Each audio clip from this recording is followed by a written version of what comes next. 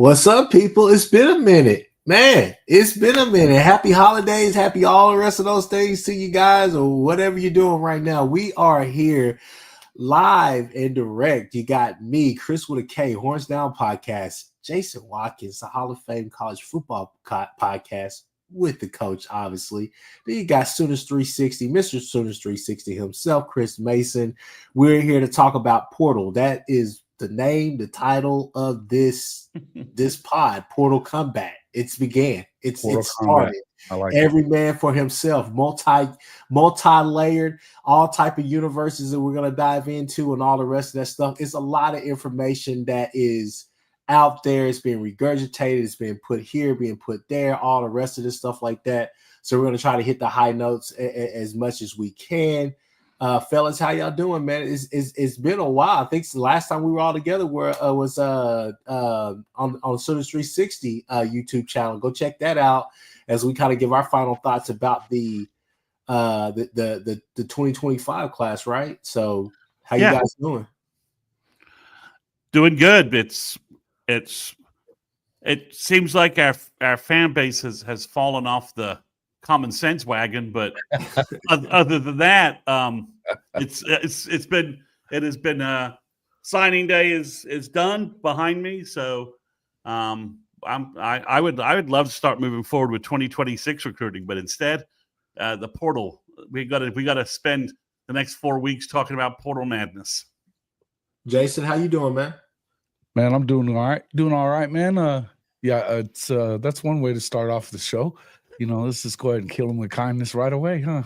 No, I'm doing good, man. It's hey, this is a crazy time right now, though. It really is. It's just talking and listening to some of the stuff that's going on. It's just, I think the world is not coming to an end, folks. It really isn't. I promise. We're gonna be all right. Now, as we enter Portal Combat and as we start talking about this, look, people. Everybody has a piece of the pie. Everybody has a piece to this puzzle. So please, in the comments, in the chat, the live chat right now, if you got something to add or you think that you may have a hunch or whatever the case may be, let's talk about it. This is about as collaborative as it's going to possibly get. We got to get there tonight. But no further ado, Chris Mason, man, our recruiting guy. Now we're gonna dive deep into the portal. What are you hearing as far as some of the top targets or just guys that you're hearing are interested in OU? We will get to the exodus of some players and talk about some of those some of the key names that we are losing. But just as far as what's coming in, what have you heard? Okay, so let's talk about the guys that are either been in Norman or supposed to be coming to Norman in the next couple of days, where OU seems to be definitively somewhere in the top 4 or 5 kind of in play for them. So let's just go through that list. So we'll talk about the offensive line first. So in the next couple of days, OU should have 3 offensive linemen visit. The first one is Luke Baklenko from Stanford, 6'7", 310. He's an offensive tackle.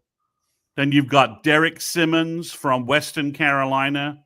He's 6'6", 320. He's a little flexible. He can play inside or he can play tackle. And then you've got Corey Robinson from Georgia Tech, 6'5", 310. He's a tackle, probably a right tackle for OU. So those are the 3 names that should be on campus in the next day or two at on the offensive line. The name we don't have a visit date yet for is the Rice tackle, Ethan Onoyanwa. I've just killed the crap out of that. He's 6'6". He's 6'6", 345. He may be – there's a Virginia Tech tackle, is it Chamberlain? I think that's his name, who hasn't been connected to OU that much, who's also out there, who is probably fighting with Rice as the 1-2 guys up in there. I think Robinson is probably number 3, the 3rd tackle. I'm talking about all of college football in the portal right now.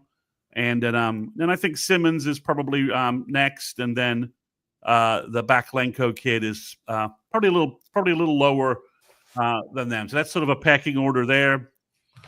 Obviously, Donovan McCauley from Indiana just visited. According to Colin Kennedy on 247, Reggie, and I believe George Stoya on Sooner Scoop. It's kind of hard to cite people correctly because stuff's flying. You're switching over to the wide receivers, right? As far as McCauley and Virgil, right? Wide receivers, McCauley, and then Reggie Virgil from Miami of, I believe, Miami of Ohio. Donovan McCulley's from Indiana. He hasn't played this season. He kind of got crosswise with Signetti over something. So that's an interesting, do you want that guy? Do you not want that guy?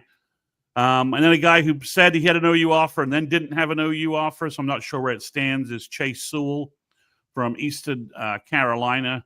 He's from Humble, Texas, related to Torrey Blaylock. They're cousins. So there's at least 3 wide receivers in play. OU does not appear to be right now in the Eric Singleton Derby, the top-rated player in the portal from Georgia Tech, speedster wide receiver. It's LSU, Alabama, Ole Miss seem to be, and Auburn seem to be throwing the money around there. There's probably a couple other wide receivers that are probably that OU will bring in. I think obviously with all the wide receiver defections, the portal numbers have gone up to about 3, but I think they want to try and get a couple of their first choices in. We're looking at bigger wide receivers, I think, for that. I do think the Arkansas wide receiver, Santagnaga, I think that's how you say him, Satagna, a smaller guy, 5'11" guy, is probably somewhere in the mix as well. But I think OU wants to try and land at least one or two of their big receiver targets first to balance out the room. And if you look at the guys OU's losing to the portal, we're losing a lot of wide receiver size. Mm-hmm. So, and so I think that's where that plays out. Evan O'Connor is a cornerback from Washington State. Had a really productive freshman year. He's a longer, rangier guy. And then 2 guys on the defensive line at defensive tackle have OU offers. The first one is R.J. Jackson from Tulsa, who played high school ball, I believe, at Choctaw. He's a 3 technique. And then you've got David Blay from Louisiana Tech. He's a bigger guy, 6'4", 305. Mm-hmm. A lot of people are offering him. So Bates is obviously looking to at least add one more body to the defensive line group. I think that's a smart move based upon what we were hearing. There's some, there are some wild cards out there in terms of players that have OU connections. And does OU decide to spend some NIL money and take a gamble on some kids? The first name that's getting a lot of publicity today is Marvin Jones Jr., who almost signed with OU out of high school. Would have signed if Lincoln Riley hadn't left, was going to sign and play for Jamar Cain. He had it's hard to say anybody had a good year at FSU. FSU was bad on offense, bad on defense, bad on special teams, bad in coaching. I think even the team bus and their meal scheduling were bad. Trash. Trash. So I think their pregame meals were terrible. Their buses were uncomfortable. Their charter flights were late. They lost their luggage. The team, the big truck that has all their equipment, got a couple of speeding tickets. So, everything about FSU was bad this year. But, he's still 6'5", 255, 260. There's a lot of ceiling to work with there if OU wanted to get involved. So that's a name that is very, very, very intriguing. But because all you heard coming into the season was that Florida State had an NFL defensive line, right, and this and that and that, right? But you didn't really see the production that you wanted. Is he a guy? Is he a guy that, can Chavis get the most out of this guy? Is that somebody that you could come in? Would he have a 1 or 2 year? Would he be a 1-year rental or a 2-year rental? 2-year rental. I think so he has experience. He played all this year. So I think I can see betting on this. I can see betting on this upside, right? So if you added him to the mix, I'd like for them to add another veteran defensive end. But when you're thinking about what we faced all year in the SEC, if we could counter that with a front four of RMT, David Stone, Jaden Jackson, and Marvin Jones Jr., it sure looks that I can buy that, right? You selling me that? I can buy that a little bit. So there's a guy from Purdue that they really like at defensive end, and I got this from a source, but it's been portrayed elsewhere as well. And I'm not sure if they can get him on campus. His name is Will Held from Purdue. He's from Indiana. He's 6'6", 255, 260. He had 10 tackles for loss and 5 sacks last year for Purdue, which is amazing because Purdue was pretty awful. Although there's a lot of Purdue players in the portal. It's kind of weird. Maybe I don't know how bad that coaching staff was, but they have like 3 or 4 guys that everybody's after, including a tight end that I don't think OU's going to have a shot at. So that's another name at defensive end. Obviously, I don't think OU goes anywhere near the situation, but it would be remiss if I did not mention the fact that Williams Nwaneri is back in the portal, apparently looking for a pay raise from Drinkowitz, or perhaps trying to convince the Big Red that he's worth a significant bag. And this is a guy who redshirted and didn't do anything at Missouri his freshman year. Yeah, he didn't even play. How could he possibly do that? I have no idea, but as PT, I believe it was PT Barnum said, there's a sucker born every minute, right? If we can kind of just kind of go back just a little bit to that offensive line group. Sure. Jason, I'd like to get your thoughts. If you just name the names one more time of the guys. Sure. On the offensive line. So the 4 guys that appear to be the big guys in play, and the only guy we don't know about a visit yet is the guy from Rice.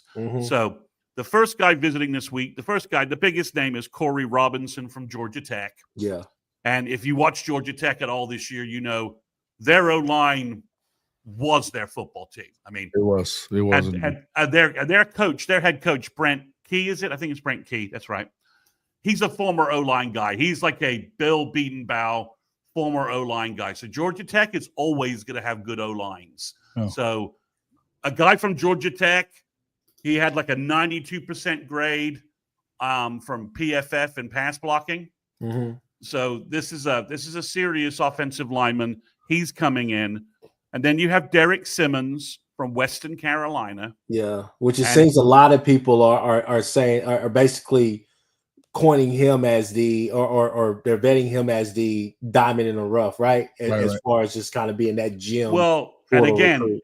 So South Carolina, Kentucky, Alabama, and OU are all his visit set. And Georgia Tech. I think Georgia Tech too. And again, I trust Georgia Tech's coach on the offensive line. Like, he knows what he's doing. The kids they signed are good.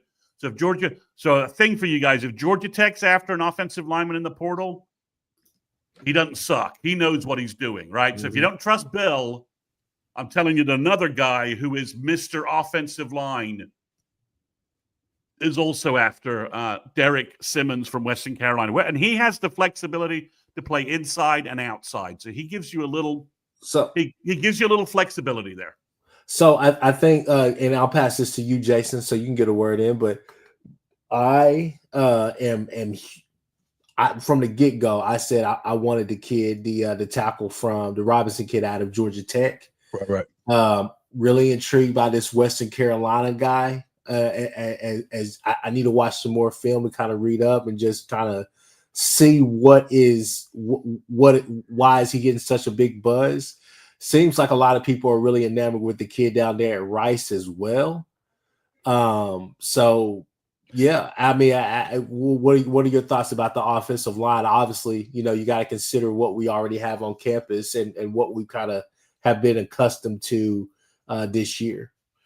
Yeah, and I think that we've kind of talked about this ad nauseum on this show in particular, is that he doesn't feel like you have to have a ton of guys out of the portal right now. I think that the guys that you've brought along in recruiting in the last 3 cycles or whatever seem to be kind of moving along at the pace that you'd like.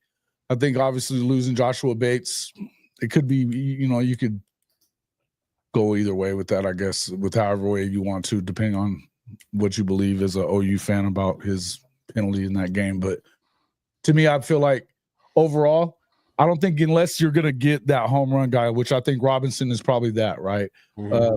If you're going to get him, the kid from Rice seems to be another one of those kind of guys. And then, I mean, Simmons, yeah, I've been hearing a lot about him, so it does sound like he's that sexy pick to go get out of the, lower levels or whatever and go and see if he's ready for the next level.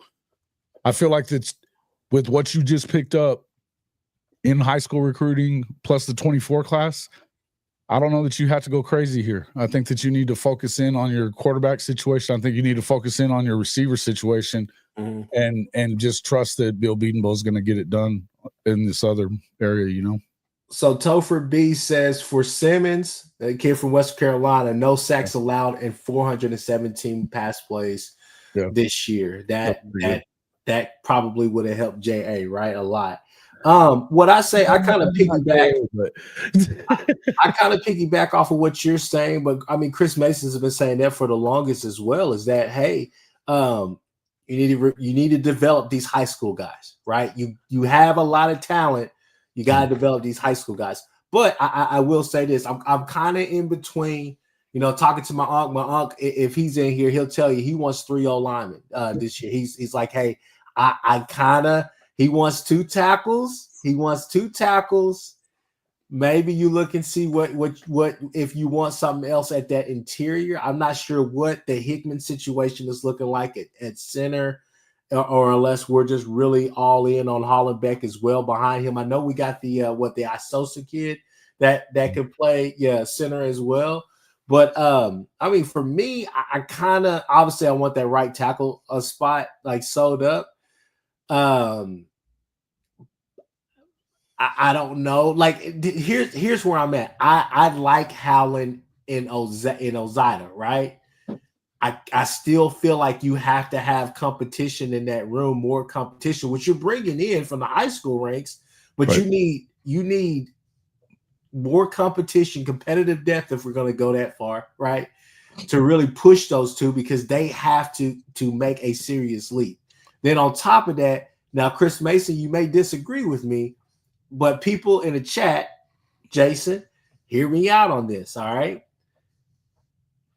In the same manner of thought that you are using to process out these wide receivers, right? And we'll get to that with that they've been injured, all the rest of that, right? You have to think about Jacob Sexton. You also have to think about Jake Taylor as well in the same light, simply because can you count on them to be healthy, not only going through winter workouts, spring ball, summer workouts, and then going into fall camp? Can you count on them to be healthy during the entire year? That's something that you got to think about, and it may come to the point where you have to go get not only insurance, but go get some guys that can come in here and compete for those starter jobs right away. Like that has to be the same line of thought. If you're thinking on the same line of what you're doing now to condense this roster to get down to the actual numbers or whatever, you got to be thinking about those two in the same light as the wide receivers. That's just my opinion, though. Can I take a short take here and then I'll send it to you, Chris Mason? But I think that the competitive depth is right there where you are right now. You've got, because of guys like Isaiah Autry-Dent at the tackle position in particular, but you still got Fabechi Wiwu here in there in the mix whenever it comes on the inside.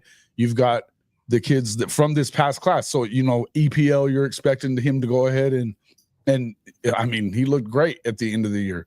So I think that the competitive depth is already in there. And I think that the more that you go out and get these guys from the portal that are project kids. Now, if these are the best guys in there, I mean, talking about Robinson, I think that, yes, you take a swing at a guy like that.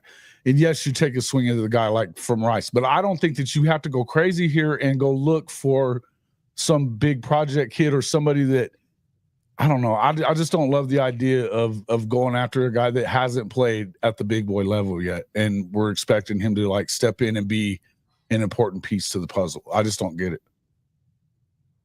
You're muted. You're muted, You're Chris. muted.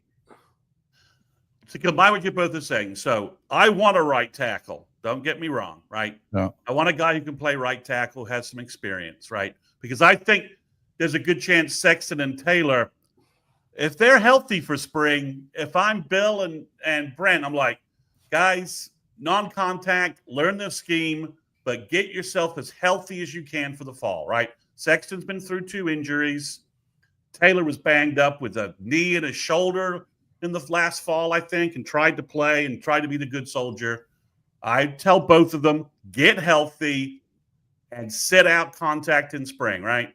I'm going to use the spring to get Autry Dent, Fasusi, Foji, as much playing time and as much runway to get better and get developed, right? And then I think OU needs to sign. So I think if you can get the Rice guy, and he fits your NIL money, you grab him, right? It's like that's a no-brainer. Okay. But if you can get Robinson or Simmons, I think you get them. And then I think you consider a center because you're losing Hickman, you lost Hatchett, and you lost Bates, and your centers behind Everett are Iasosa.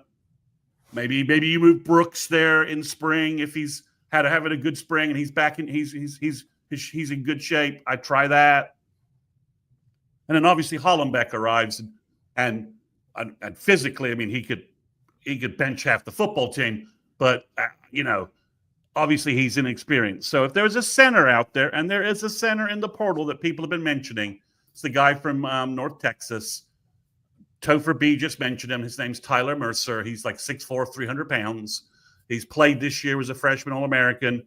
Could just plug in. He has friends and contacts at OU, so that could work there. So if you can get me either the Rice guy whose name I don't want to butcher and insult his family, because he's 6'6", 345, so let's keep him on our good side, or Robinson, you take them, right? And then that's the guy you have.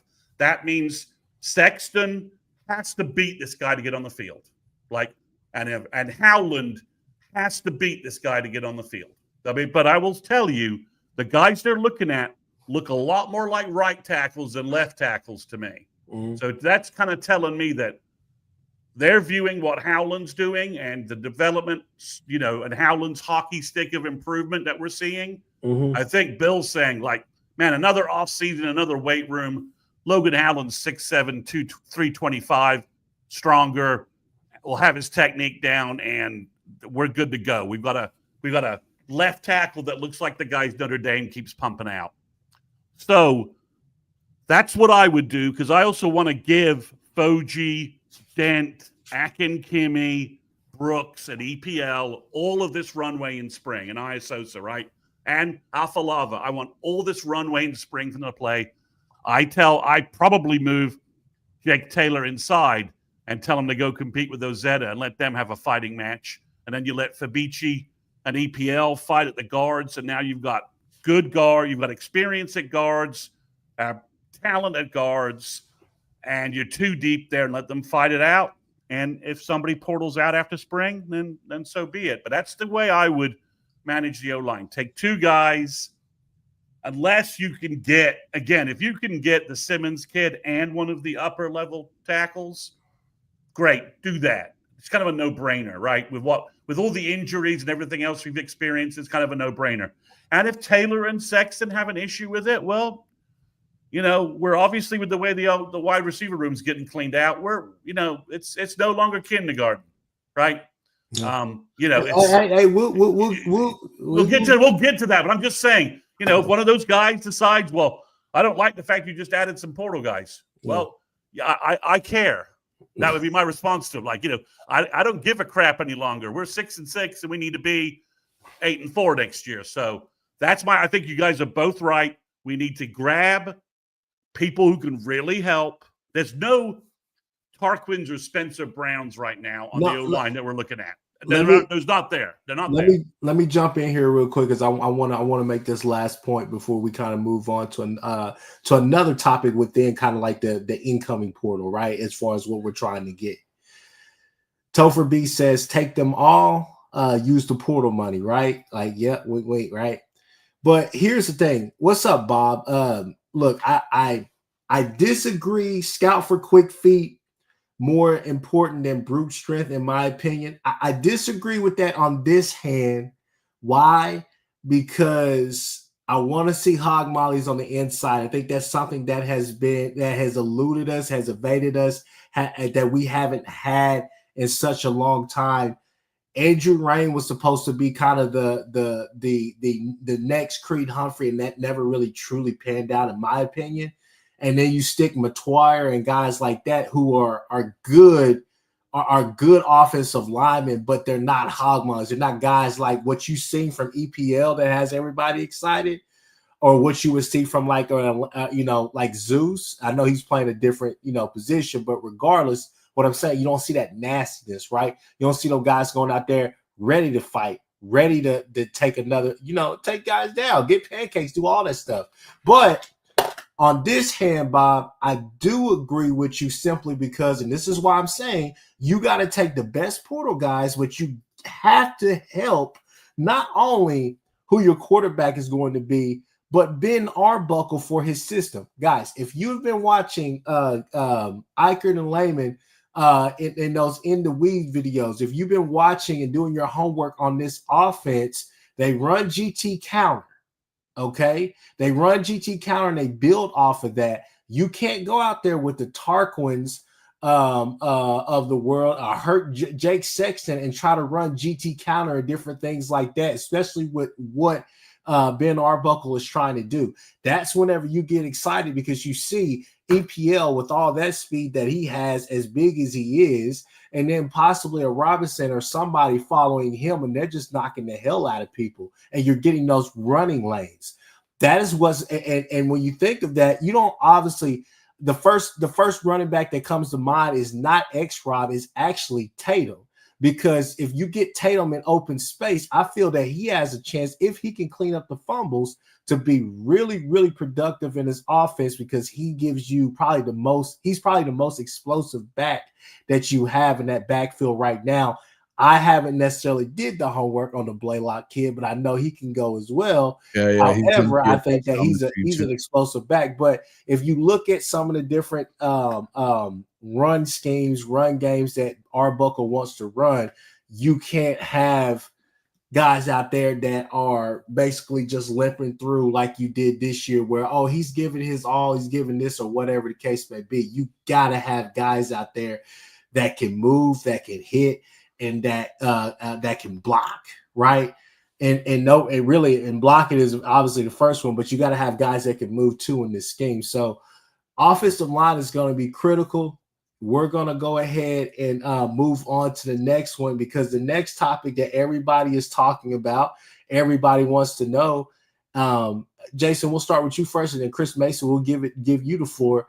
What are we going to do at quarterback? I mean, Mateer seems to, you don't really see any movement there. You thought he would have probably already jumped in the portal. You've heard that he's going to probably play in the bowl game.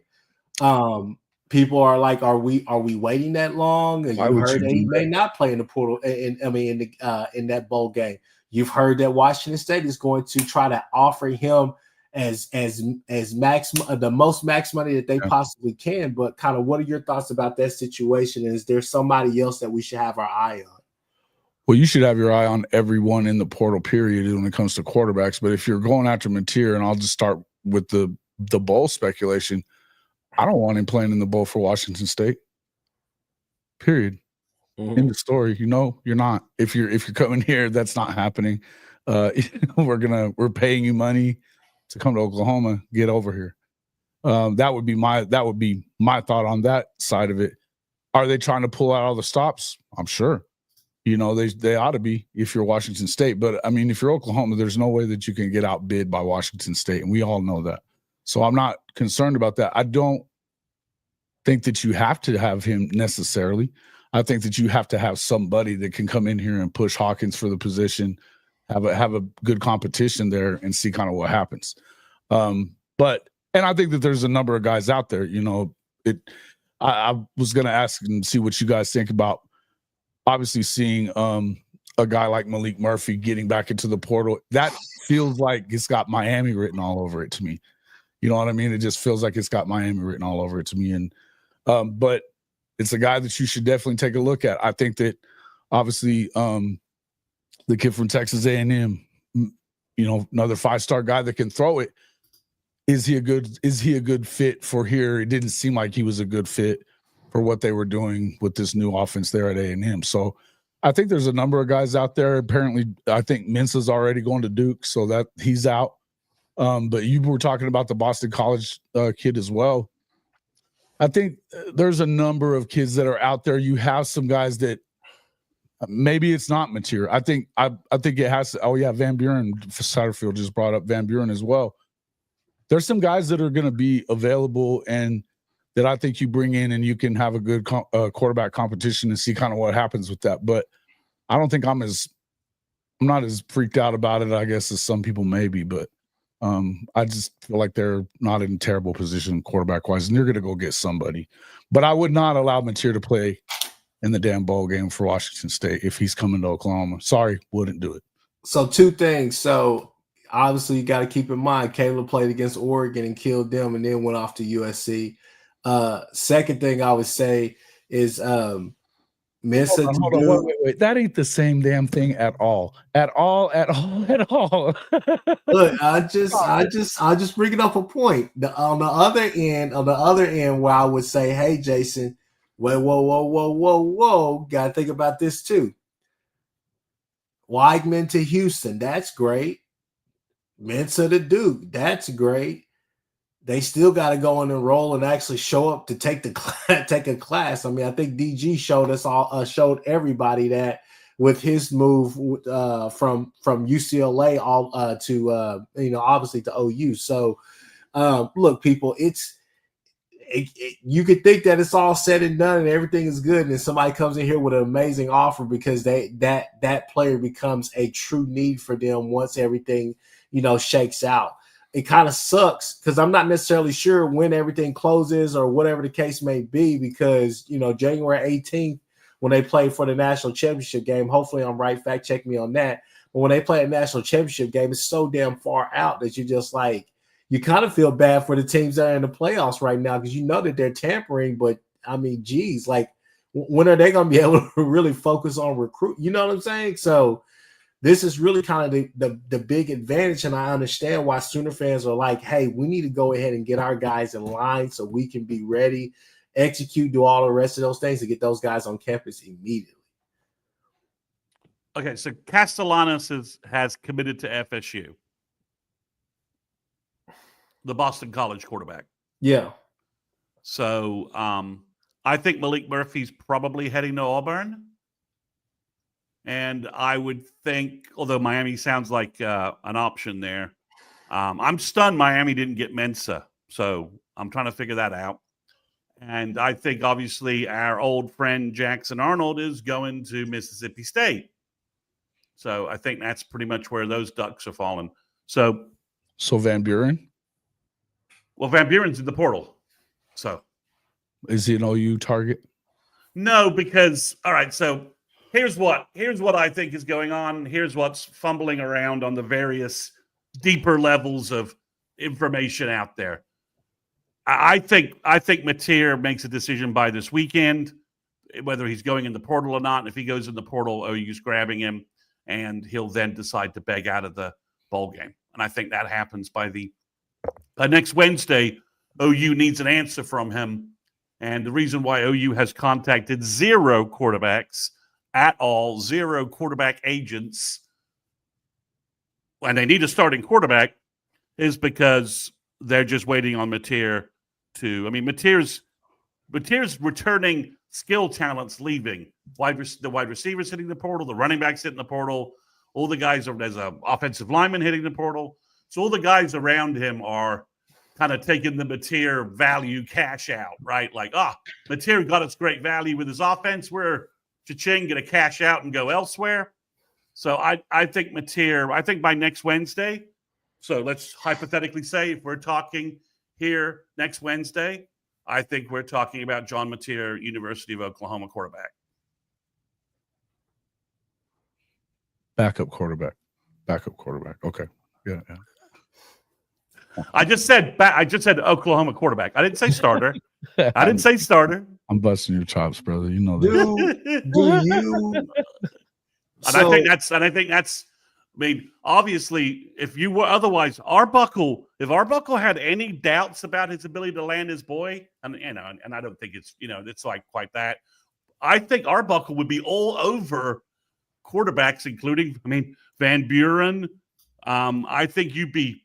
Let's just say if this goes south, I'm calling Mensa's agent and saying this whole Duke thing's a joke, right? You're gonna Duke? No.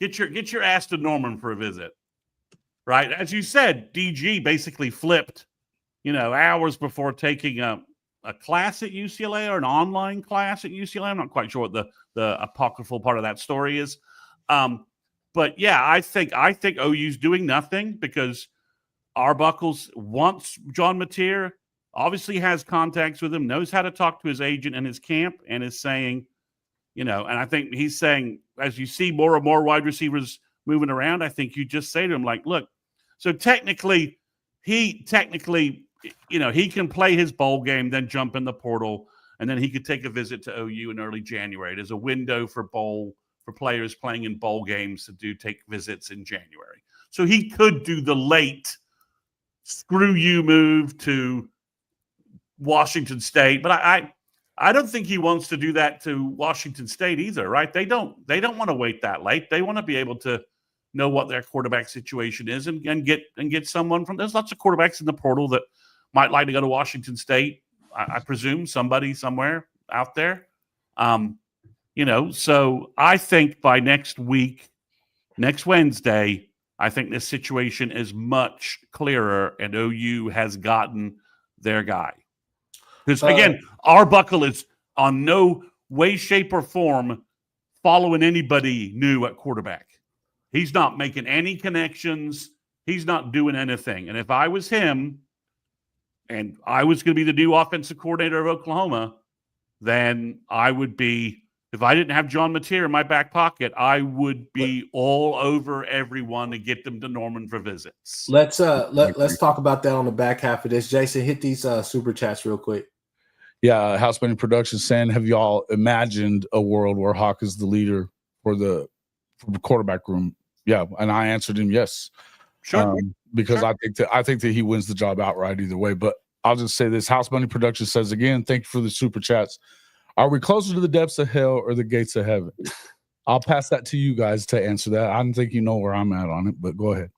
I think having watched the championship weekend with the teams that are in the portal, that we are factoring in the injury issue, I think we are much closer to the gates of heaven than we are the depths of hell. Kchris? I'm always gonna ride. We're close to the gates of heaven, man. I think we're gonna be fine, and we'll talk a little bit about that and kind of shed some light on that simply because of the wide receiver situation. I think we're gonna call that portion of this pod the reality of the situation. But reality therapy for our fan base. As far as just the quarterbacks that are out there, man, I like the Malik Murphy. I like Malik Murphy simply because I think the deep ball will be there in this offense. I think he's a guy that will not hesitate. And it's maybe been even with DG. And look, as much as I used to bitch and moan about DG and stuff like that, look where he's at now. I give him that kudos to that. Okay, I apologize, whatever the case may be. I want to hear from not you. Jason, I still have a point to make. It's been a while since we've had a true gunslinger, my friend. It's been a while since we had a gunslinger, somebody who was not scared to let that thing rip. Right? I'm not Kyler, Baker. Obviously, I'm not trying to compare them. That hell, even Rattler. Even Spencer Rattler, Caleb, let that thing rip. It's been a minute. Really would love to get back to that. We're not even talking about air raid. It's just this offense allows you. They build. They do a lot of different things off of it. So I mean that's something that you have to think about. But like I said, the Castellanos kid was a kid I would definitely have loved to get. Looks like he's being, pinged to Florida State over there with Gus Malzahn. I think that's actually a really good get. I mean, there's guys out there. There's low tier and there's some high tier guys out there. I don't think that there's a Cam Ward out there this year, but I mean, I see kind of mixed reviews about Mateer in the chat right now, as far as, oh, he's just a guy or he's way better, this and that. He comes here instantly first day and knows the offense. And basically we're kind of back in a similar situation we were with Levy, where DG worked out, had it already down. This kid is going to have – I just don't know. I mean, because like whereas I like Malik Murphy for it, I don't like him for any unless we're like right there at the goal line. Don't necessarily like him to try to run with the ball. He's not really a proven runner. I don't know necessarily if he does have like that much scramble in him. He's really a pocket guy, he right? does. The answer, no, he does not. Yeah. He does not. So the Mateer answer to me is the Mateer floor is the highest floor. Right? It's the probability of Mateer coming in and not being good in this offense is low, right? Ooh. I mean, the floor it's the highest floor, right? Now, he may not have the highest ceiling, but in terms of putting out a competent offense that can coexist with what could be a very good defense, right? That's where Mateer gives you. Now, if Hawkins outplays him, play him, right? Have a competition. And if Arbuckle, gets in Hawkins' head and gets and they start, mind molding together and getting all that going, no problem. Mikey's got the skills. He's got the tools, right? It's the experience of running it, reading defenses, the experience of the speed in the college game. These are all things that are, as lots of teams are finding out with their high-profile freshman quarterbacks, that's the problem, right? The processing the field. And these are all things, Mateer can help Hawkins with, right? He can come in when Mateer can help Hawkins spring be that much more productive, right? But I think when you talk about what the value of Mateer is, guys, let's just give our defense this year, like out of 10, a grade of like 8, right? Yeah. 8 out of 10, okay? All right. I don't want to get too bogged down on that. Let's just call that, right? And I think we give our offense about a 1.5. Maybe that's being generous. Well, you said 1.5. Yeah, that's about right. That's about right. All right. We won't argue that. I think a Mateer, the lowest level Mateer is going to do for you with this offense is give you like a 6 every game, right? He's going to give you like a 6. Is he going to give you a 9? Maybe not. Mikey, knowing this offense inside and out and clicking, he could be like a 9 guy for you, right? That's right. Yeah, that's the skill. I mean, literally like that Auburn run, the deep pass at the Auburn game. If he's doing that, throws against Tennessee that we saw that he made. And the plays he's making with his feet, the pressure he's putting on defenses, and that Arbuckle can scheme with that. It's like 8 and 9. But his ceiling as he didn't play much this year, learning a new offense is probably, his floor is probably, it could be like 4, 3.5, 4, right? As he's learning the offense, as he starts the year, right? That's where he could be. He'll improve as he gets more playing time. So that's where if you're Brent trying to make these calculations and if you hit on something like, if you get Marvin Jones Jr. and all of a sudden, he's like, oh yeah, this is what I need to be doing. You add a cornerback like this Evan O'Connor kid or somebody else at corner, and you keep R. Mason Thomas, Robert Spears Jennings, Dominique Williams, and then you've got all these guys coming back for another year. OU defense is like looking to be like 8 or 9 again. So that, to me, that's the complex picture that That's the complex quarterback picture, right? Mateer reduces your risk. The risk at quarterback goes down. And last year, you were all risk at quarterback, right? And it burned you left and right. Right. And the same thing DG did, right? He reduced the risk, but he couldn't hit that upper level. Now at Oregon, he's in a better offense suited for his talents, and he's got good skilled people and a good running game around him. And he looks great because we know what he can do well, and they're not asking him to do any of the things he does badly. Here's the thing that I would ask, and I'm glad you kind of brought this up about the offense and growing up in the offense. First off, I think that this is very similar to what he's used to running back in high school, but that's neither here nor there. I will say this. I asked this question to you guys. You're hearing that Joe John's going to continue to call the offense or the bowl game or whatever. I think it's ludicrous and crazy to not install the base offense now at Norman and let it go. I don't give two shits about winning or losing this bowl game. I'm sorry, I don't. I want you to go out there and start running with the guy you have what you're going to be running next year. Jason, go ahead and read that super chat, bro. I think they will bet on Hawk and put the money around him. Didn't his little brother just commit? And he did, yes.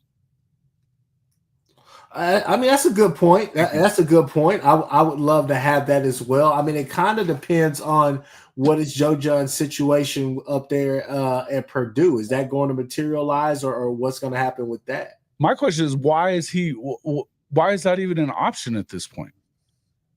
I don't even know why. I don't get it. I don't get it. Well, I think changing offenses in Oklahoma history. Fuck that. Get it out. Okay. I think all the angst over Joe John still being on staff is like tempest in a teapot, right? He's gone. You guys are all we said it, right? Everyone's overreacting to these Brent statements of everyone's being retained. Like, right. Come on, guys. He's already out the door. He's already recruiting for Purdue based upon his follows and all that. So it's just a matter of Odom getting announced he's not been announced yet at Purdue, has he? Yeah, I think he has been announced. Okay, but he's not been like on campus yet. He's not putting his staff together yet. That takes a couple of days. Joe John, I don't think Joe John's calling the bowl game. I think he's gone to Purdue and in another week. I think another week he's not on staff, and we have our new tight end coach named, lined up, and they'll figure out someone, Bill or Emmett Jones will call the bowl game. And I think you stick with the offense that you have because I think it's too many moving pieces, and you don't want to scar fans. You don't want to. You let Arbuckle call the game and call his offense when he's ready to do it, and you can't be ready to do it in 2 weeks. I kind of agree with Chris. That's a good point. That's a good point. It's an offense that uses a freaking index card, not a damn binder. What are we talking about? We're talking about a makeshift offensive line. Very few wide receivers who are going to be healthy or even on campus any longer. Apparently, you told me last week that you have the best offensive line coach in the history of the air raid. They can't come up. You do, right? Okay, so you can't come up with the base blocking scheme to get that done. I basically agree with you, Jason. I'm just trying to tell you organizationally why you don't do things this way. You just don't. I mean, I agree with you on the fact. I don't agree with the decision either, right? I mean, I'd have taken his parking pass and badge from Joe John in Baton Rouge and not let him back on the plane. Go see HR. I need your key, your badge, and don't bother checking your email because it's not going to work as of about 5 minutes ago. That's what I would have done. Look, but realistically, you wanted to focus on the positives moving forward, and it's just the way organizations do things, and it's bullshit. And I think they're only kidding themselves, but it's just the way things work. But I don't think Joe John Finley is actually in like a red polo on the sideline, calling the game. I think it'll be Emmett or Bill calling the game, and we'll just kind of deal with it. That's my second big prediction for you guys. Mateer situation resolved by next Wednesday, or we're talking about 5 or 6 quarterbacks coming in town. And Joe John, Oscilla bye-bye. See ya. Hasta lasagna. See you later. Thanks for playing. Here's some lovely parting gifts for your time in Lafayette, Indiana. And then the new guy comes in, and we hit the portal at tight end. Notice that portal tight end activity hasn't been heavy in terms of visits, and that's because we're waiting for a new coach. So the old guy, so everyone doesn't have to look at the old bastard who's getting out of here. So who's the guy who's getting fired, stinking up the room. That's what's going to happen. That's everyone's when we all know we need tight ends. Everyone's like, well, what are we doing at tight end? We're waiting to get rid of Joe John Finley, announce the new guy, and then hit the portal people with some momentum. Not selling them we're not selling them 5-day-old fish. Look, in a very interesting conversation we're having right here, but we're gonna keep it moving. But before we do that, chat, please. Now I know some of you guys are just gonna comment regardless, but put a W in the chat or put a L in the chat when I say this name at quarterback if we don't get Mateer. Preston Stone. All right, so we're gonna move on to the reality of the situation with the with our wide receivers. Okay, I will. I said, how's everybody saying L? I knew that was coming. Hey man, kill him with him. Just spam the hell out of it. Go ahead, man. Don't spam me with the L. Everybody's saying who L what? All right. Hey, okay, the people have spoken. Yeah. All right, people. Look, you couldn't hack it in the ACC, bro. Look, we're not gonna sit here and. I mean, does OU have a yacht team? Because I think Preston Scone is the captain of our yacht team. He might be right. He might be. Maybe if we have like a squash squad, you know, or croquet. Croquet. Do we have a croquet team? Because I'm all over Preston Stone as the captain of our. Even legend put an L in there. Do we have a curling team? Because I think Preston Stone is the number one portal curling player in the portal right now. Hey man, look, I'm not on any type of drug or anything. I'm feeling good again, people. I'm just throwing the name out there, just trying to help out the masses. But anyways. To this wide receiver room, this is what I'll say, okay? Disclaimer, or just letting you guys know, we are not medical experts. We're not going to talk about that. May come up a little bit, but we're not going to sit here and try to like crap on the medical staff or whatever the case may be. Two sides to the story. We already know that. But what I will say is this right here, people, is this right here. You've seen a bunch of our guys that were going that had potential to be guys, be dudes in college football and go on to have really great careers, which they still may have great careers in the NFL, whatever the case may be. I wish them the best of the luck. Nick Anderson, Andrell Anthony, Jalil Farouk, just to name a few of the wide receivers that are in the portal, some of our bigger name guys. For whatever reason, you've heard things about the med staff or whatever, even the Vickers kid, you've heard different things surrounding all of that. But the thing that I will say as far as why you're seeing these guys gone, and I think that it's kind of obvious, but you're seeing it's not just this NFL model that people are saying. It's not that you're just cutting down numbers or whatnot, but I think the reality of the situation is two things, right? It's two-part. First off, can you trust these guys to come back and be as explosive, as durable as everything else that they've proven in their college career up to the point of injury, right? Can you count on them to be day one contributors yet again? The second part of this is that throw out all of the stuff that you know from 2020 all the way till now, right? if you've ever been around any college athletics, I mean, really been around it, you understand, especially going around it goes from JUCO, NAIA, D3, D2, D1, whatever. There are some coaches out there that will tell you, yeah, I've cleaned house not once, not twice, not even 3 times. I've cleaned house more than 3 times. I've taken everybody's scholarship and I've went and found guys that I can go and win with, right? This is a part of the game, and this is just a crazy part of the game that a lot of people don't understand. When you're signing those letter of intents and all the rest of that stuff, I know that's really non-existent now. You got to understand, those are like yearly contracts, basically. Coaches are recruiting over you. Trust me, it happened to me, all the rest of that stuff. Coaches are recruiting. They're doing a cost-benefit analysis. They're looking at their roster and trying to figure out, how can I improve? This guy can help me, but this guy can help me really get to where I'm trying to go, level up, next job, whatever the case may be.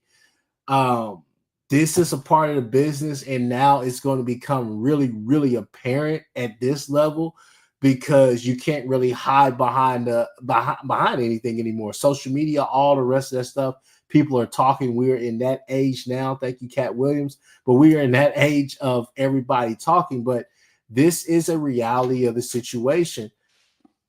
I think BV was being very, very serious when he said the best ability is availability. You have to be available. That's why I talked about guys like Jacob Sexton, guys like Jake Taylor. It sucks because we all know how good you could be with a healthy Farouk, a healthy Deion Burks, a healthy Jaden Gibson, a healthy Nick Anderson, and Andrell Anthony out there on the field. I think for me as an OU fan, I think I speak for a lot of people, but for me as an OU fan, it sucks simply because those 5 that I just named, and then you go back, and I hate to do it to you, but you go back to the Lincoln era and you say Trajan Bridges, Theo Weiss, and Hazelwood. That's 8 wide receivers, 8 guys that all have NFL builds, NFL potential, NFL upside, whatever the case you want to say. That's 8 wide receivers that we never got a chance to actually see materialize into like what we all thought they could be. Always felt like Farouk was 1 season away. Always felt like Nick Anderson can he just stay healthy, right? Really didn't see anything from Burks this year, if we're just being quite honest, and I know most of that is not his fault. Jaden Gibson, thought he was going to have a breakout year. Thought he was going to be that one of the guys, if not the guy, to really just break out and be a guy on this team this year. Andrell Anthony kind of is in that Derrick Rose mentality. I mean, a mindset or whatnot, and you can't blame him. Everybody deals with injuries different, especially a massive one like that. But it just sucks because you think about all the receivers that we had in this short amount of time from the transition from Lincoln to BV, and you just say, when is it going? When are we going to be that team on Saturday that puts this wide receiver on this side, that wide receiver on that side, and we could get busy on either side, and you have to game plan seriously for these guys? It's been a minute. It's been a while. And for me, that's my reality of the situation. Is just the fact that this is what college football is truly becoming now, and is becoming apparent. And 2, it just sucks because we've had all this talent in that room, and all the thoughts that we had about we're going to take it to the next level or whatnot. You're going to see a Jamar Chase and a Justin Jefferson on this side or whatnot, and it just has not materialized. So I'll pass it off to whichever one you guys want to go next, just talking about that reality of this situation, this wide receiver room. Well, I think I'll go real quick just so we can be on the same page, Jason. Is you got to view they're all different, right? Everyone wants to paint the guys leaving as all the same, right? And it's not. It's different, right? Nick, it's him and OU Medical are just sideways. And he doesn't trust them. So Brent said, it's time for you to move on. I think you should go somewhere else where you can reset your trust with the medical staff and move on, because I don't want you here always blaming OU Medical, right? And go get yourself, go get a new setup, and go forward, young man. I think they wanted Farouk back. The problem was that the price got too high. Maryland came over the top with more money, and I think OU has a salary cap number for Jaleel Farouk, and Maryland went over it. And they're like, and I think maybe Farouk said, "Are you going to match this?" And OU's like, "Well, we can't match that. You're a wide receiver who's had 3 foot injuries in the last 12 months. Can't match it." Then I think for Andrell Anthony, I think it's probably something more along the lines of he needs to get on the field and see where his knee is and get playing time. And I think that's where things just went. That's sort of right. Nick is sort of a Riley guy, kind of. Yeah. Farouk definitely a Riley guy. So that's basically right. And I think those 3 circumstances are very different. I think OU felt like Jaden Gibson's injury was the most recoverable, and it was the least happened the earliest and all that other stuff. Kind of a freak thing too, because Andrell Anthony's had health problems at Michigan before he came to OU. Yeah, he did. So Jaden Gibson, he played both 2 years. He wasn't good his first year because we don't have to talk. We don't have to rehash that battle. But in 23 with Mammoth Jones, Jaden Gibson transformed himself from skillet hands to a pretty damn good looking wide receiver. I think 5 touchdowns. If he's healthy, he's even with the QB issues we're having, he's like 800 yards, 10 touchdowns, and we're all like, wow. And I think Deion Burks, OU has spent money on Deion Burks to keep him back. His injury stuff is limited. Plus, when you think Arbuckle's offense and a slot guy like him, he's just going to eat all effing day. I mean, when you think about that scheme and that setup. So I see why OU put its money and its trust where it did. And, guys, there are wide receivers all over the portal. You can find wide receivers. This isn't like defensive line or offensive tackle. There's like 10 wide receivers in the portal. You could easily pick up, 2 or 3 of those guys, and I'd be like, okay, they've really done some stuff. And I'm with you, but I'm also, I think right now I think Burks returns, Benji, and I also think you want to give a little runway to Kearney and Elijah Thomas and Manny Choice, right? Let Emmett develop the guys that he wants to really push out there and get them out there and all that. So if you're freaked out over the wide receivers leaving, just don't be. Just don't. It's wide receivers. We can find other guys. That's my picture on it. To you, Jason, for probably a different opinion. Yeah. No, I'm not freaked out about the wide receiver situation at all. I think that there's a bunch of those guys out there, right? And the guys that are all gone, Andrell Anthony, we haven't seen him in a year and a half. The most I've seen of him has been today on Twitter whenever he was showing better than ever, he said. Hey, shout out to Steve Stutzman in the chat, though. I wanted to say hi to him and congrats to Danny. First team All-American, first team All-SEC. Love it, man. Where's he at? He's in there. Sledgehammers don't sharpen iron, he says. Gotcha. Yeah. So, I don't know. I don't feel – look, Nick Anderson is a guy that you know at his best, he's really good, right? But what are we getting there? I don't know. I just don't know. You have to have guys that are ready to play. And it seems like and I would even extend this to Burks. I like Burks if healthy.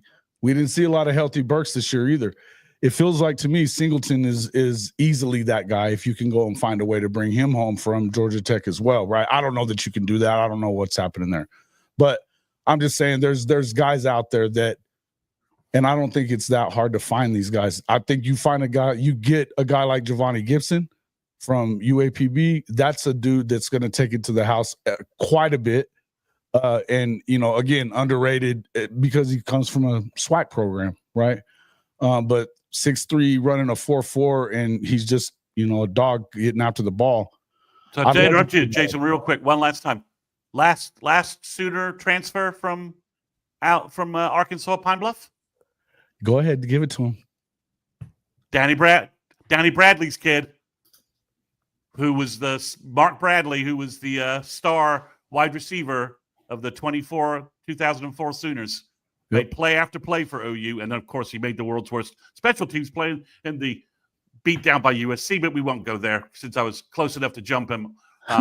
Best tickets I ever had. But, you say, where's he from? I'm like, guys, if you watch Championship Saturday, the best wide receiver I saw was Oregon's Taz Johnson. Is that right? Or is it Taz Williams? Taz Johnson? Yeah. Taz Johnson, is that right? Yeah. Or is it Taz Williams? I think it's Taz. It's Taz something, right? Right. Anyway, right. The Oregon guy, right? Where the hell was he from? Troy, right? Yeah. So if everyone's saying that, from everywhere, man, they come from everywhere. Everyone's saying, well, we need to pick up a wide receiver from, I'm like, give me somebody who's put up 800, 900 yards, 1,300 yards, 1,000 yards, looks good, high catch average, 20 yards, something like that. Just give me a couple of guys like that. The Virgil kid from Miami of Ohio is visiting. And, if you could get him and then you can pick up a couple of other guys to go with him, you pick up 3 guys in the portal. This is easily doable, and we shouldn't be panicking about it. Especially and I think we want to remember that the guys that you got coming in the freshman class, I mean, you don't expect a ton from freshmen, but there's a reason why they kept them in the class. Elijah Thomas, that they're going to be players. So, look, it is what it is. I would just say that you got to find you just got to find the right mix of it. And I think if you take a chance on anybody, maybe it's Burks if you still have money, in him or whatever. But if he's trying to get out of here, I think you kind of have to let him go. Again, if you're Brent Venables, do you have the time or do you have the leeway that you probably want to have, right? Well, and to Burks' credit, he got back out on the field, right? We saw him, and he had that concussion. He got blown up, dude. Yeah, I mean, JA killed him there. I'm not killing him on. I'm not saying that he wasn't there for any bad reason or anything. I'm not saying that he was. Yeah, it's just a risk. It's just a risk. I'm with you. It's just a risk. Yeah, it is a risk. But yeah, you've got. I don't know. I just think you can find. I mean, do you tell Deuce Robinson from USC will make you a true wide receiver? That's damn interesting. I keep waiting for Zachariah Branch to hit the portal. If he hits the portal, do you spend money there? Hell yes, you do. And that's your speed guy to go with. Hold on. Deuce Robinson is out there in the portal right now. What are we doing? Well, I mean, you got to figure out if he wants to. Where does he want to be involved? And and I think you just got to have a quick talk internally about how would you use him, right? Ask Arbuckle, how would you use this guy? And then if Arbuckle says, I'm going to flex him out, I'm going to kill teams in the seam all day with him, then let's go spend some, it's going to take money. And of course, and then obviously Skip Johnson would be like, well, I could use him in the outfield too. So I think there's an option there. I haven't heard him going anywhere. Some of these guys, the higher profile guys, we're not going to hear as much leaked info, right? Because their agents don't need to drum up interest, right? The Rice guy, we're not hearing anything because his agent is basically just fielding offers at this point, right? So he don't need to say much of anything. House money, I've been with you on all of it, but don't give me this kid, Deuce Robinson, is worth going in and getting him. You go get him and you go get him now if you can. Yeah. Plain and simple. You go get him and go get him now. If Arbuckle says, yeah, that works, I know exactly how we're going to use him, I'd be like, done. Well, go do it. I would. I mean, he loved OU at one point, so he was definitely interested in us. So I'm just trying to get as many topics in as we possibly can. One little point I want to make. I've been talking to my uncle about this one right here. I want to talk about the DB room. So I am, and mainly corners, just corners. If it was a fifth, we all be drunk. If Gentry is healthy next year, that helps us tremendously. I think that all you're doing with with a guy like Eli Bowen, you're basically just saying, hey, there's levels to this, and you still got a couple more levels to get to. The next one is just finishing the play. Got to get some more pass breakups, especially at I guess you say just at that very last point. Everything is perfect until it's not. We got to get some more pass breakups. That's just me being a little bit nitpicky. The guy is there. The guy's making plays. Been making plays since high school. Ball hawk. I always thought he would probably play safety back there, but we got safeties. We got guys like that. So him at corner like that, right? I do feel that you go get another corner. I do. I'm not necessarily sure. I've seen things, people saying that we need to take 2 corners at least. The Tacario kid, there's a couple of kids from Arizona, a couple of kids from really good, like the Washington State kid you've been mentioning. How about this though? I think people are forgetting, and we'll hear more, and we'll see what happens in spring with those kids. But Devon Jordan, the Newcomb kid, Guillory is coming in, Tristan Haynes is coming in, Jacoby Johnson is going to be back, who I think is going to be yet again another rotational piece, and I think that he could take a leap this year as well. But I mean, kind of, what do you guys think about that DB room? Or do we need to take at least 2 guys in the portal at that position, or are you guys fine with what we have? Because I feel like the message that's been sent is that we think that we're pretty damn good with the guys that we have, with the Newcombs, the Devon Jordans. Again, I'll say that name. And then some of the guys that we have coming in. Tristan Haynes is talking to my uncle, he says, hey, that's Gentry yet again. So just some thoughts about that. Yeah, 1 corner is all I think you have to go get. That's it. Yeah, I mean, let's be honest, if you could, let's put our positive hats on for a second, because I know it's been a bad season, but put our positive hat on for a second. The OU med staff, I'm not criticizing them here, the OU med staff and Gentry have found a shoulder specialist. They like, here's what's wrong. It's fixable. Oh, okay, great. He gets that. It cleans up. His shoulder's now stable. If you starting Gentry Williams, Eli Bowen, Robert Spears Jennings, and Peyton Bowen with Kendall Dolby at Cheetah, I buy that 5 some old freaking day. Yeah. If Kendall can come back healthy, I buy that all day. And if he can't, I think the Hardy kid could easily be our next Cheetah, or Bogo or Powers fits in somewhere. But if you can get Gentry back healthy, that 5 in the secondary with the 2 linebackers we're going to have and the 4 guys up front, that defense sells, man. I mean, that just sells. But I mean, I think you grab a cornerback because you can't bank on Gentry's health. You want to rotate guys, and you pick up a cornerback in the portal. He swaps in with Gentry. He swaps in with Eli. Jacoby Johnson does the same thing. You keep talking Devon Jordan. I'm trying to figure the last time we had a Tulsa Union cornerback who was a bust for us. I mean, they don't bust at OU, right? Mm-hmm. Tulsa Union cornerbacks, they don't bust it in Norman. They just don't. They may not be like elite, but they don't bust for us. So yeah, 1 cornerback. Yeah, I mean, the problem with Steve G says Tacario Davis. I'm pretty sure his old position coach is at Texas. Yeah. So I think Texas will end up getting him, because I think the Barron kid, their best cornerback, is probably leaving for the NFL, right? Or is he? I'd imagine Barron. If he's in a contention for that Thorpe Award or whatever, he better. I mean, his stock. I don't think his stock is going to get any higher than what it. Yeah, he's had a great year. I think so. He's leaving. So you kick the tires on Davis. There's a Vatek cornerback that just hit the portal that apparently is very highly rated. I don't know much about him. The O'Connor kid.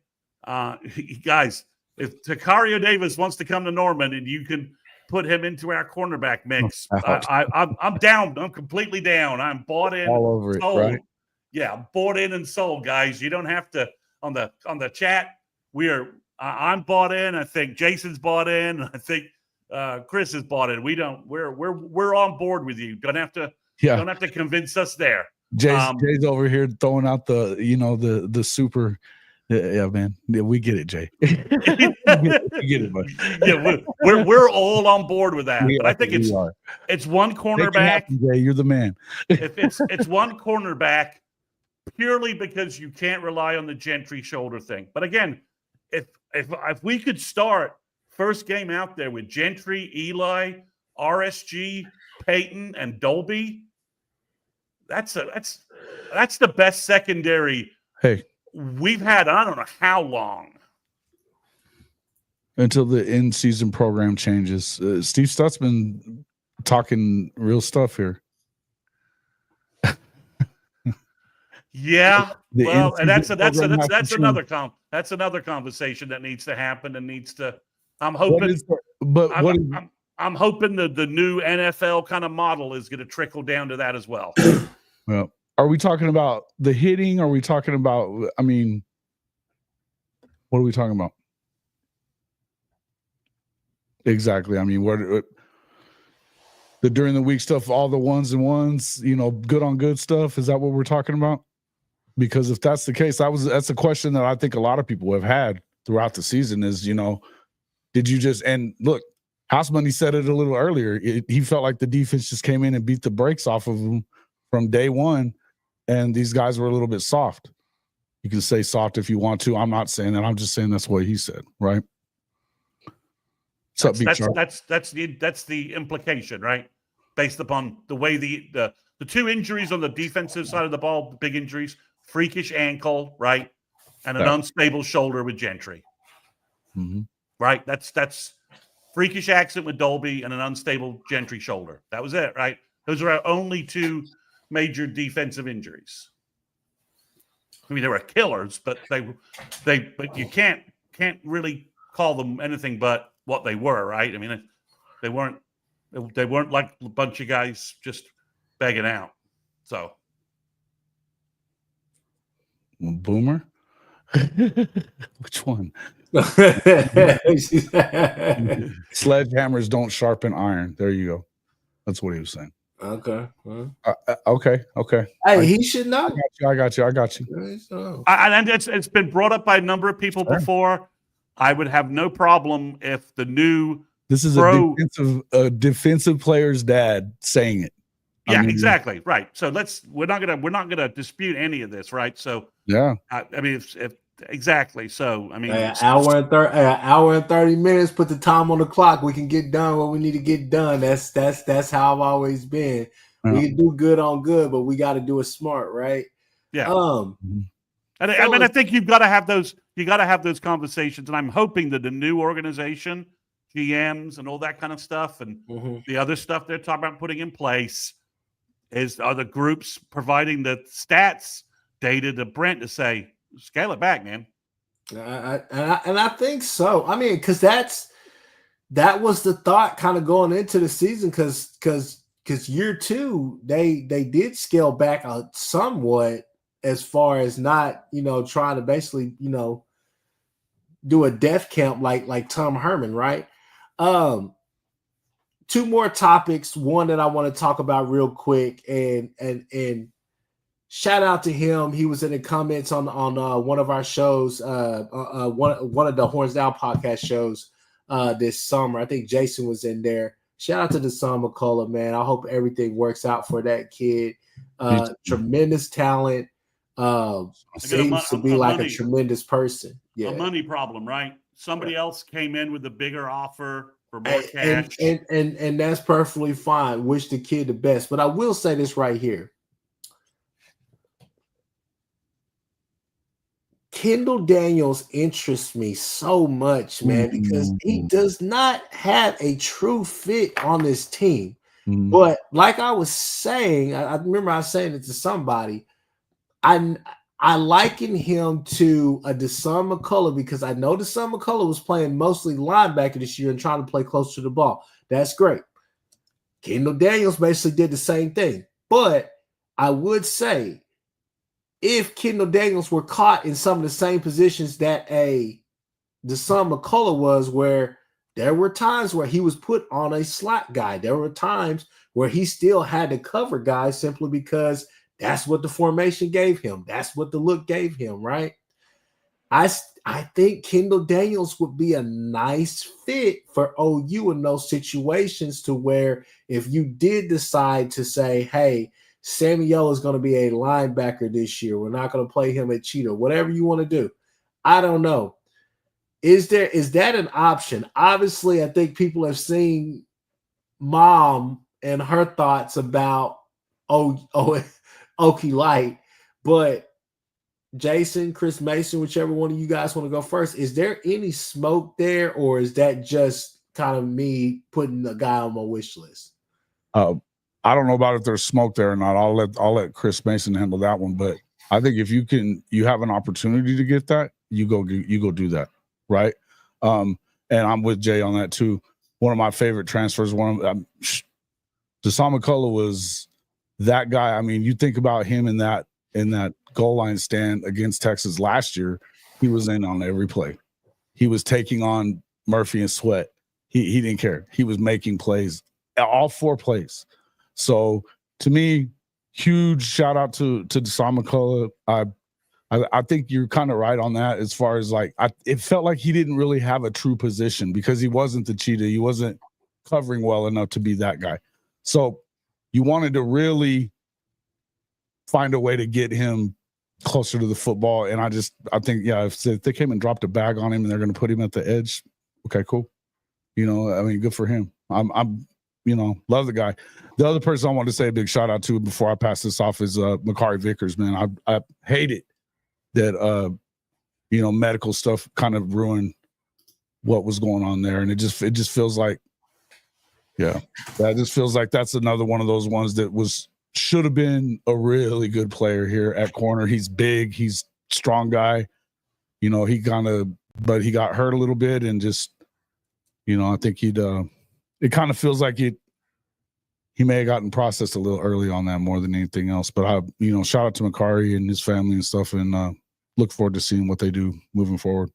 Sorry about that. Go ahead, Kchris. You're muted. Muted again. Put myself on mute so I wouldn't interrupt Jason. So OU has 15 spots to fill. Okay. So if you started hitting on your main guys and you find yourself with an open position, and Kendall Daniels is like, I want to come to OU, I want to work, I want to be coached up at linebacker by the good guys that you have, then I think you would be well inclined to consider it. I think give it a shot, right? I mean, the last 2 years, obviously, he hasn't played as well at Oklahoma State. I mean, Oklahoma State's entire defense quit on Gundy this year. I mean, they all basically said, screw you, dude. We're, whatever. So that entire Oklahoma State team just quit on Gundy. So I'm not going to hold him responsible for that. I mean, once you saw that it was, I'm going to say the same thing. Thank you. Once you saw that thing was going on that team too, by the way. Well, and Gundy quit on the team before the season started, and whatever. So I don't hold that against him. So I think the question is, if you get who you need to get, and you're down you've got a couple of scholarships free, and you don't want to turn around and try and use those for high school recruiting in January, which I think you kind of should do depending upon how the portal ends. We need another high school linebacker, we need another high school tight end or defensive lineman if you can find one. And I think there are guys out there you could find. Then, yeah, I don't think kicking the tires on Kendall Daniels is a bad idea. It's a good cultural fit for the locker room. He has 1 year left. Is that right? I thought maybe 2 because of the COVID year. Okay. I was thinking, but I don't know for sure. If he's got 2 years, I think, okay, all right. If he's got 1 year, I think that makes it a little more questionable. But, you don't leave your powder dry, right? Mm-hmm. If he can add something to the room and you've lost some guys who you've lost, and he allows you to maybe think about playing Samo as more of a linebacker. I don't know. Yeah, I think he has 2 years. Okay. then yeah, I think you kick the tires there if he's, if it's all good and you can de-Aggieise him. I worked with Trace Ford. He was productive. We got all the orange out. He was productive for us. Sorry, he has 1 year. Yeah, that's tougher for me on a sell. It's harder to de-Aggieise somebody in 1 year. It's an exhaustive process to get all that orange out. And if he wants to be a part of it, I think you could find a spot for him, and there could be packages in there for him. Yeah. He's a guy. He played safety for a little bit, and he was decent at safety. He played linebacker this year. Now they're saying that he takes bad angles and stuff like that, and he jogs. That's just OSU people talking, right? A lot of OSU fans, if I may, just very upset right now with the hostage situation that happened down there this past Saturday. Nobody knows exactly who was holding who hostage, but Gundy and that board, they went toe-to-toe for a little while. Matter of fact, Chris's Corner, this has been a while. We haven't done this in a while. Gundy, I lost all respect, okay? I'm a man. I'm 40. I'm this. I'm that. I don't get it, Gundy. Like, come on, man. Ain't no way you're going to tell me you're going to let them restructure your contract. Then you're going to let them tell you they're going to take your money and put it to NIL, which you are honestly all against. And then on top of that, they're going to tell you that they're going to have the leverage to the contract now to where your buyout is basically non-existent. They will fire you. I would have took my 20 mil. I would have wiped my ass with whatever contract they had, and I would have walked out of that place with my dignity. But the fact of the matter is, Gundy, you did it again. You made yet again another mediocre mic move, and I am tired of listening to all this bullshit. I'm sorry. I'm done. Chris's Corner is over. I'm done. That's just my spiel. Gundy, you lost me. You had me. If you would have walked out of there with your dignity, I'm telling you, I would have tried to wipe my ass with that, whatever offer they gave me, and I would have walked out there and I told them, I gave y'all 20 years of the greatest roller coaster you ever had. I rocked your world every year, and you going to do me like this? But for you to sit there and stay with this bull crap when they bring in Todd Grantham, I can't deal with it no more. I'm done with it. I'm done with it. I think I'm entitled. You want answers. The truth. You can't handle the truth. I'm just saying, man. So to veer off Gundy for just 1 second, because I haven't mentioned that was awesome, by the way. It was. Just so everyone understands, a lot of what OU's been doing is recalibrating to 105 scholarships next year. It's 85 right now. Right? It's 85 right now. But what OU's been doing is the preferred walk-on program, like 5 or 6 preferred walk-ons kind of said, okay, we're out. Guys that OU liked that would have kept around in a bigger roster world. But once 105 gets set and you have 105 scholarship players, these guys, you can't keep preferred walk-ons in scholarship spots. Hold on, though. And the only thing about that, though, is that the SEC is going to keep it at 85 on scholarships. This year. It's not going to – I thought that they wanted to make it that way moving forward still. They're not going to – once 105 gets announced, the SEC won't cripple themselves by being non-competitive with the other places. Okay. But you're right. It's 85, right? Much better. I didn't know why they were talking like they were, but I like that much better. Sure. So because that's the guys that you seeing leaving are somebody like Andy Bass. I think would have been a 105 scholarship player. Like though you signing 105 roster, Andy Bass is the guy you sign. But there's some guys that you seeing walking away from the portal into the portal for OU who don't have scholarships and just don't fit the new 105 scholarship model. So because OU does not want to be, and OU's trying to recalibrate that a little bit and reset expectations. Like the Hutton kid is a scholarship guy at 105. Yeah. The guy, Fasusi's teammate who signed a preferred walk-on. But in an 105 model, you sign the Hutton guy because you're going to sign 7 offensive linemen every year. Yeah. Right. So that's the way that works. So just keep in mind that when you're wondering why OU is cutting people and some people are leaving, and maybe OU doesn't completely replace. I think Satterfield, I agree with you. Everyone, I think, agrees. As long as he's healthy, Andy Bass is someone who will help OU from a legit SEC standpoint. Looks like a man.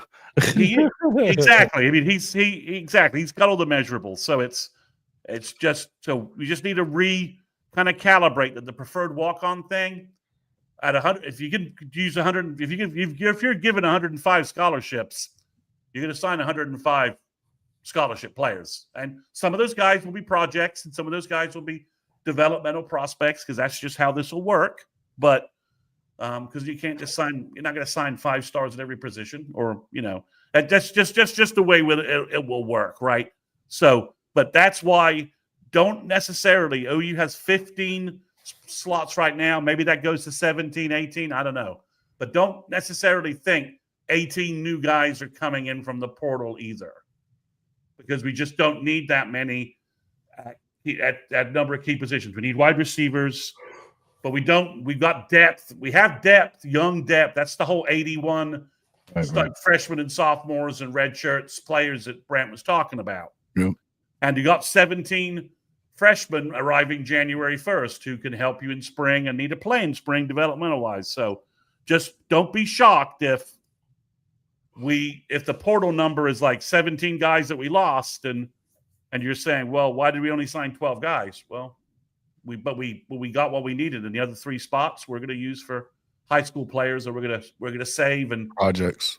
We're going to sign some high school players that will help our depth 2 years down the road, or we're going to hold them. We're going to hold them and see where we are after spring. Hey, just jumping in here real quickly before we move to the last topic. Are we in the business for maybe one more defensive end, or are we portal? I'm excited school. for Okoye. I can't wait for Okoye to get out there. Like, I know what he's doing. Yeah. So high school or portal wise? Portal wise. I think OU is going to sign a portal defensive end, definitely, at least one. As long as Mason Thomas doesn't leave, it's just one. If he leaves, then you got to probably sign 2. But as long as Mason Thomas is in a Sooner jersey, then it's one. And I think they've got some good options and are looking at some guys. But you keep forgetting about the Nigel Smiths and those guys, man. I'm telling you. Yeah, again, you just like the corner room we're talking about. Yeah, we're talking again. 1 defensive end, 1 D tackle, and I mean this is the spring that Ashton Sanders and Marcus Strong need to move up, right? Like, okay, guys, all the guys that were ahead of you are gone from the program. You are the veteran defensive tackles on the program. No one Winery, not really. I mean, out of those, and I know I may take some flack for this, but Marvin Jones Jr. is the name that really interests me out of that group. But well, I mean, if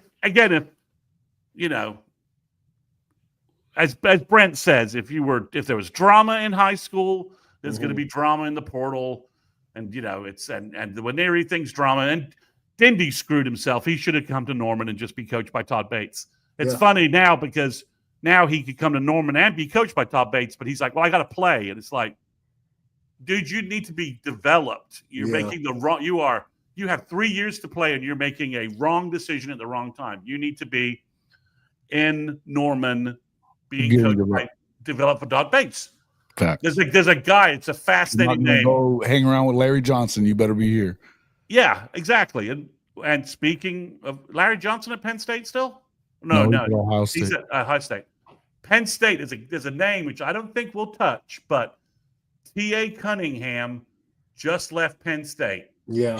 He is there. If you talk about risk reward, the reward is like way up there, right? Way up there. Okay.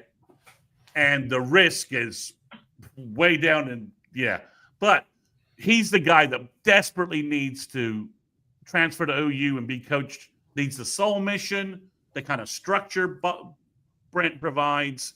He needs the mentor Todd Bates could be for him. That guy has been so screwed by all his handlers and hanger-ons and all those people. He needs a career reset, and he should fire all these people, call Todd Bates and say, please let me come to Norman. Please mentor me into the man I need to be. And if you do that, the talent will take care of itself. So Topher B says Isaiah Hunter has been offered. He's a wide receiver from Cal. Is what I'm looking at. You go look up the stats, people, and let us know. We're going to move on, people, to our last topic, which is obviously the big reveal of the SEC schedule. Hopefully you guys can see that. Illinois State, first game of the season. Obviously, big game, big time game. Probably a night game at the Palace. Michigan is coming to town. You're at Temple. Then you got Auburn coming to town as well. Maybe a really, really interesting game simply because J.A. could be the QB there, which I don't think so because I'm still confused how you let Van Buren go. But still, Kent State, obviously you got Texas, probably got a bye week before Texas. At South Carolina, Ole Miss at home, at Tennessee, at Bama, Missouri, and LSU at both home games. First thing that I will say just off of first glance at this is, hey, that Michigan game means everything. That is a must win. That is a tone setter, or as Toby Rowland would say, it's a scene setter for sure. This right here is a momentum game into the season to let people know we are here. Michigan will be better next year. Just from a continuity standpoint, they're still trying to figure some things out. They just hired Chip Lindsey from North Carolina as their offensive coordinator. I'm sure Bryce Underwood, the Jayden Davis kid or whatever his name is, to me, those should be the two kids that you're going in trying to figure out which one of these kids can be our starting quarterback. But they're going to still want to be run heavy. The Auburn game is obviously going to be another good game. You're at home. Everything, the buzz, all the rest of the stuff, you should be able to actually go and score some points. But the month of October, man, yet again is going to be the make it or break it for OU. You have obviously Texas, then you're at South Carolina, Ole Miss in that mix, and at Tennessee. So, Tennessee is in November, but still, that November stretch, kind of going into early November, that's guys, that's a nice 4-game stretch right there. Or you could even say 5 dipping into the at Alabama. How do you guys feel about the schedule? I love it compared to last year. The spacing of the games, the home game, the home games in November, not being on the road so much in November near the end of the year. I like the spacing of it. I think catching Auburn with all that young talent early works for me again. Catch those guys while they're still rebuilding or whatever they're doing with whatever quarterback they bring in and all that 5-star talent they're buying in this recruiting class. That's just kind of nuts. So catch them early before that has a chance to bubble up. And other than that, I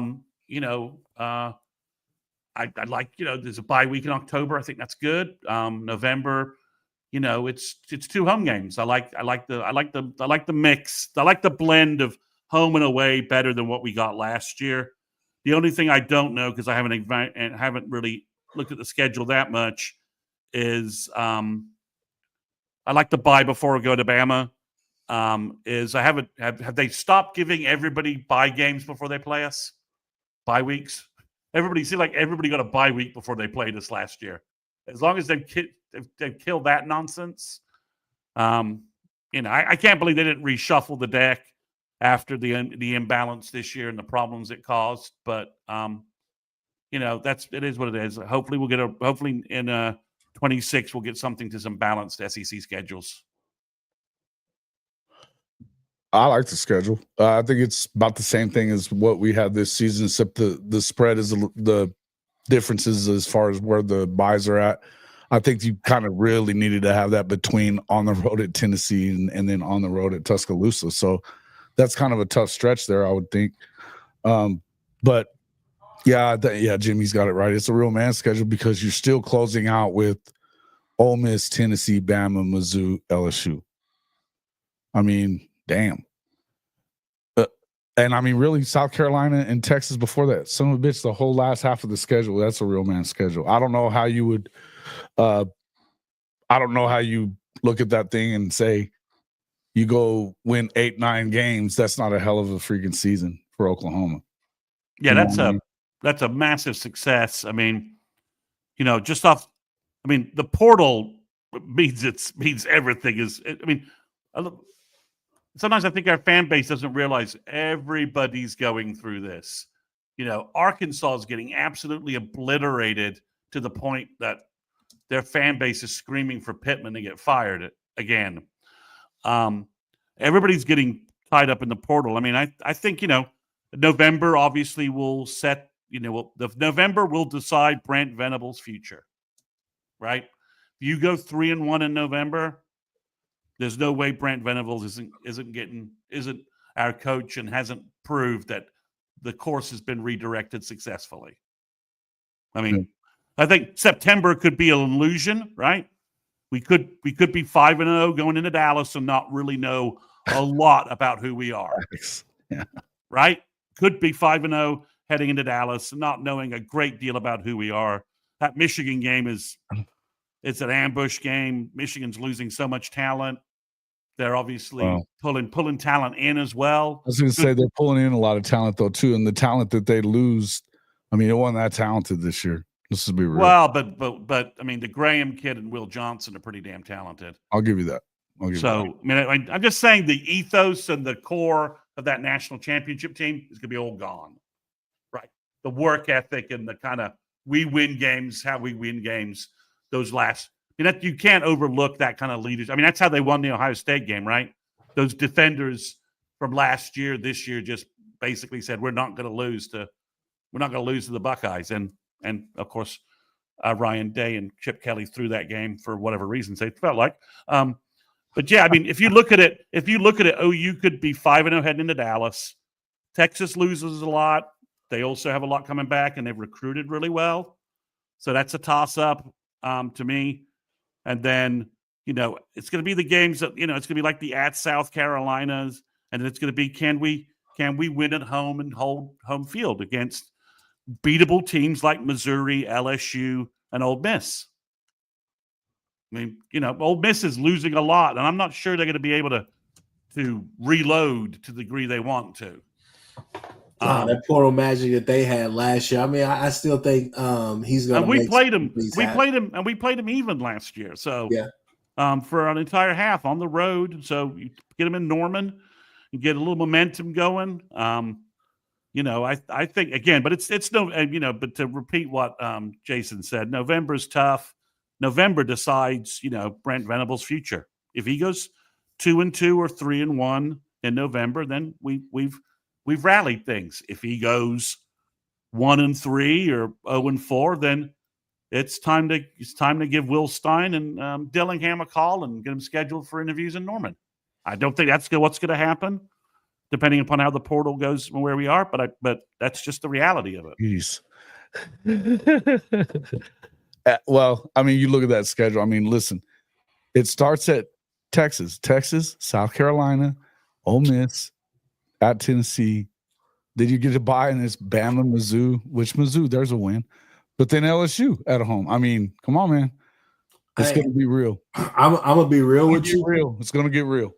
I'm going to be real with you coming off of this season and kind of what we've done and everything. I mean, and LSU's having a bad offseason so far.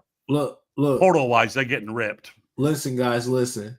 After what we've just come off of and what we saw the first 4 games of the season and everything and stuff, it all starts with Illinois State. It all starts at Temple, Kent State, those games right there. Those games matter as well. You want to see a lot of points be put up, and you want to see you put away those teams like you're supposed to put those teams away, right?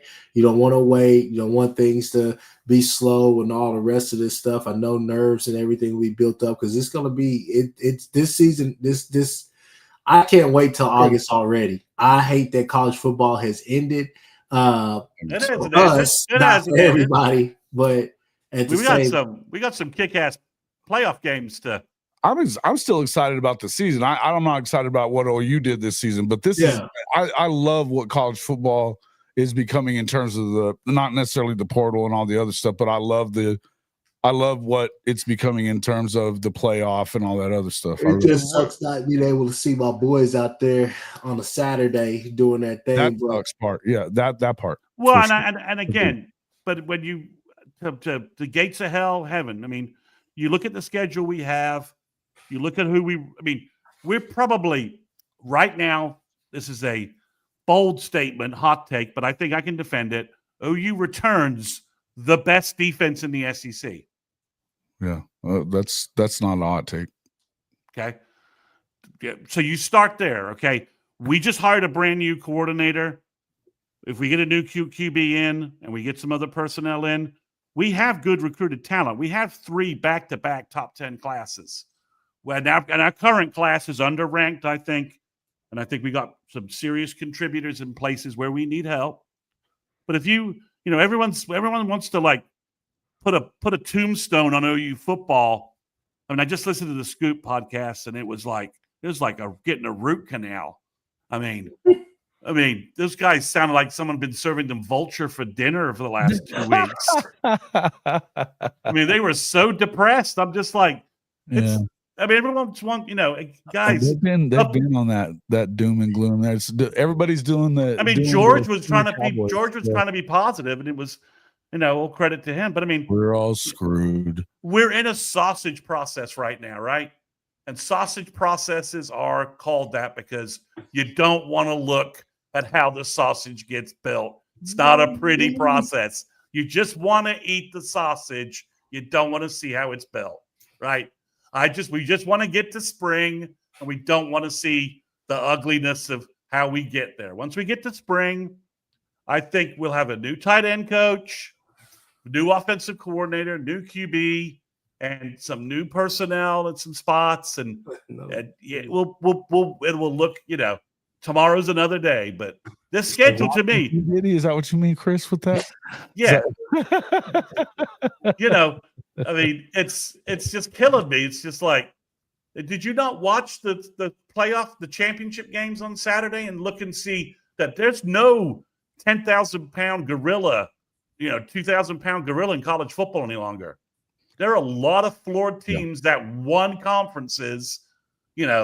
We went head-to-head with Ole Miss, and at our worst, we beat Alabama at our best. Mm-hmm. I'm just saying that, if you think there's like this unbreachable chasm, to throw out a big word here, chasm between OU and being 9-3 next year, you're not watching college football. No, I think that's definitely doable, but I think it's just the tough. It's you look at the Texas schedule versus the Oklahoma schedule, and there's a huge difference, and that's where you look at it as an OU fan. It's like it may not be because those teams that were bottom dwellers, Florida's going to be looking at having a great season next year. Okay, and they get Florida the week before OU Texas. We play Kent State before Texas. Texas gets Florida. I definitely like that one. They play Arkansas before A&M. A&M plays Samford before they play Texas. So there's some, but they still, man, come on. You guys know that they got the dang training wheel schedule. They did. And it's and Georgia, I mean, you could tell Georgia's pissed. I mean, Kirby Smart's like, what's up with this damn schedule? When he gets the trophy, and the first thing he's doing is he's dogging, Sankey, saying, what the hell is up with this damn schedule you gave me? Shouldn't I be getting the cush? I don't play anybody until the SEC championship nonsense. They should have dropped 3 games, man. And I still don't think they still almost lost them too. You right? I mean, that's why I say that they're the biggest. I mean, Oregon is the best looking team out there, or Notre Dame, one of the two. And Notre Dame lost to Northern Illinois. Yeah, but that was in week 2. We're talking about what they looked like the last time you saw them. No, you're right. Notre Dame looks good. I'm just saying. All that. Yeah. I'm just saying if we had a decent offense, no doubt. I mean, Jason, wouldn't you take a game with Notre Dame every week? Sure. Yeah, I mean, if you have good offense with this defense, absolutely. You take on the best guys all week, every week. I Absolutely. mean, I love what Oregon was doing, but if we could, obviously Koltanecki, man, he even almost made James Franklin look good. So I mean, he's a miracle worker apparently. Well, and I mean, yeah, that's what I was watching. Then as much as I thought Oregon looked really good all year, they didn't look good last week. Their defense did not look anything like what we've seen the rest of the year, right? No, I mean that's so. I think Kchris, the gap between OU, I think the gap between everybody and the playoffs is not that. It's like we get a couple of breaks in scheduling when teams we play and get some. It's like it's all. If we can get our house back in order, I think it's entirely possible. But but there's no freebies, right? I mean, it's no one's like, oh, that's a gimme.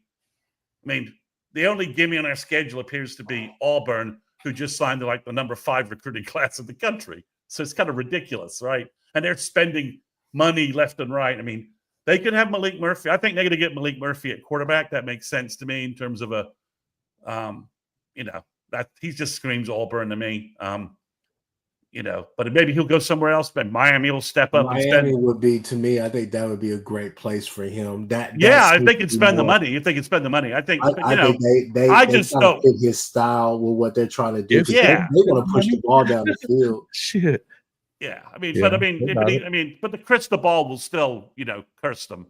Somehow he'll fumble his way he'll fumble like on the 1 yard line, and it'll be returned 99 yards for a touchdown when they're winning the game or something like that. The crystal ball will find a way. He's cursed.